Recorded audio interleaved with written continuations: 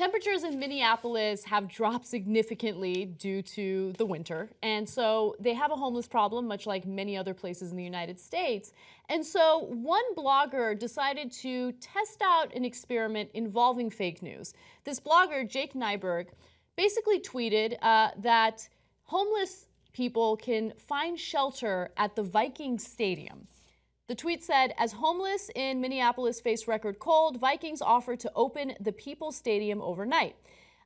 It's a proud night to be a Vikings fan and a Minnesotan. Okay, fair enough. Now, that tweet was actually retweeted by a verified user named David Dellanave. He posted about it, drawing thousands of retweets and likes. Now, it turns out that none of that was true, even though the tweet went viral and it got a lot of attention. The Vikings Stadium did not offer shelter for the homeless, and even though it raised awareness about homeless people living in Minneapolis, people were really angry about it because they felt like by sharing this information and talking about it, they were doing some good, and it turns out that it's not a true story at all. So it raises awareness about fake news, and it also raises awareness about homeless people and the situation that they're dealing with. But this is kind of the wrong way to go about it. Yeah. Of course they're wrong. They shouldn't do that. It ruins their credibility, and it gets people excited and led in the wrong direction. It's obviously the wrong thing to do. But what's interesting is that it halfway worked. Mm-hmm. So one of the people in the story was saying, it's a guy who writes for Deadspin, his name is Barry Pacheski.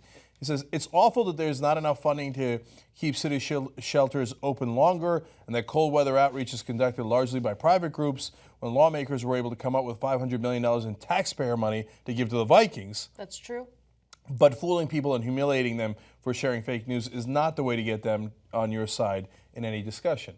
But look at that sentence. Yeah. If you cared about bringing attention to this issue, mission accomplished. So I'm not saying do it. And it's a bad idea in the long run. Definitely don't do it. People are pissed, right? And I don't think it brought up an interesting point, but it didn't end up achieving anything. Besides which, what Nyberg wanted to do was kind of pressure the Vikings to offer shelter to the homeless. But the issue is way more complicated than that, because you don't just open the indoor stadium up and just let people sleep there. That's too simplistic. Like, you have to have people working there to take care of them. You have to employ people to kind of take care of the issue. And some individuals might have mental health problems. It's a hard issue to deal with. It's not black and white. And so, I don't know. I feel like this was the wrong way to go about it. And I think in the end, Nyberg realized that as well. He deleted his Twitter account and he apologized. Yeah, when you got to nuke your Twitter account, you know you went in the wrong direction. Yeah. You know you want to become part of the independent media revolution. Go ahead, girl. Do it now. tytnetwork.com/join.